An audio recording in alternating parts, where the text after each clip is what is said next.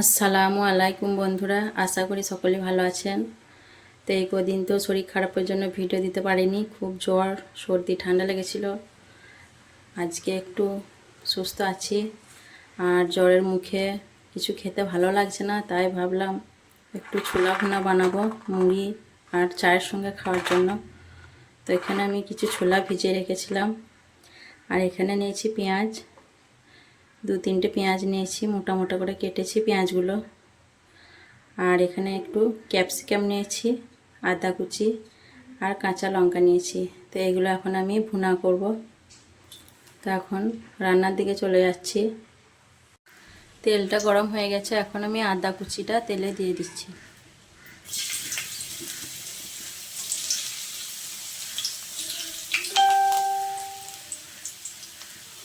লঙ্কা কুচিগুলোও দিয়ে দিচ্ছি,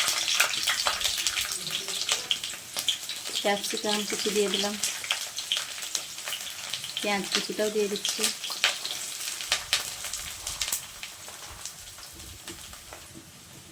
এখন ভালোভাবে এগুলো একটু নাড়াচাড়া করে নেব।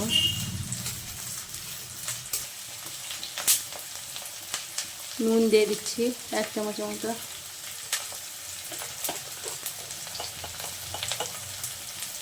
লঙ্কা গুঁড়ো 1/2 চামচ, একটু ঝাল ঝাল করবো যাতে খেতে ভালো লাগে।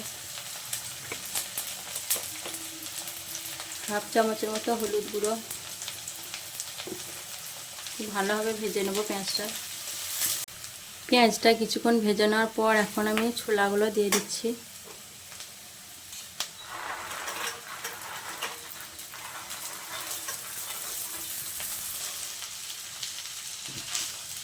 একটু নাড়াচাড়া করে নিচ্ছি।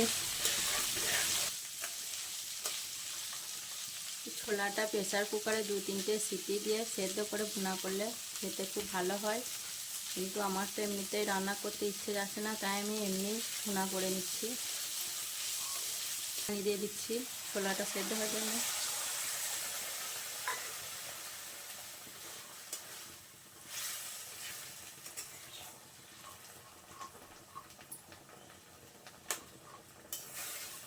একটু ঢেকে দিয়ে আমি ছোলাটা একটু সেদ্ধ করে নেব।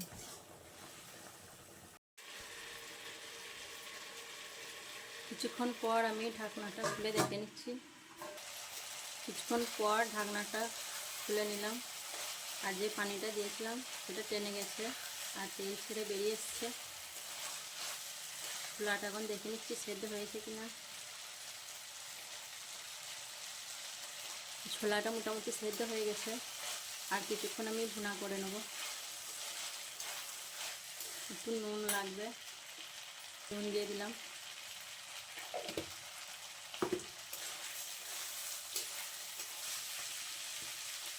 আমি আর 2-1 মিনিটের মতো ছোলাটা ভুনে নেব, তাহলে হয়ে যাবে।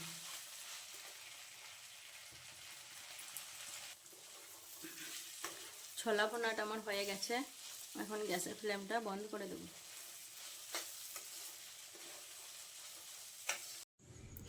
তো বন্ধুরা, আমার ছোলা ভুনা হয়ে গেছে, আর এদিকে আমি পাতি চা বানিয়েছি, আর গরম চায়ের মধ্যে গাওয়া ঘি দিয়ে দিচ্ছি। এই গরম গরম ঘি দিয়ে চাটা খেলে একটু ভালো লাগবে।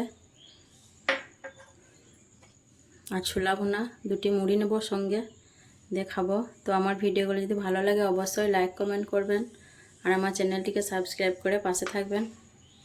তো আসবো আবার পরের ভিডিওয়। সকলে ভালো থাকবেন, সুস্থ থাকবেন। আর এখন সকলেরই জ্বর হচ্ছে, তো সবাই সাবধানে থাকবেন। আসবো আবার পরের ভিডিওয়। আল্লাহ হাফিজ।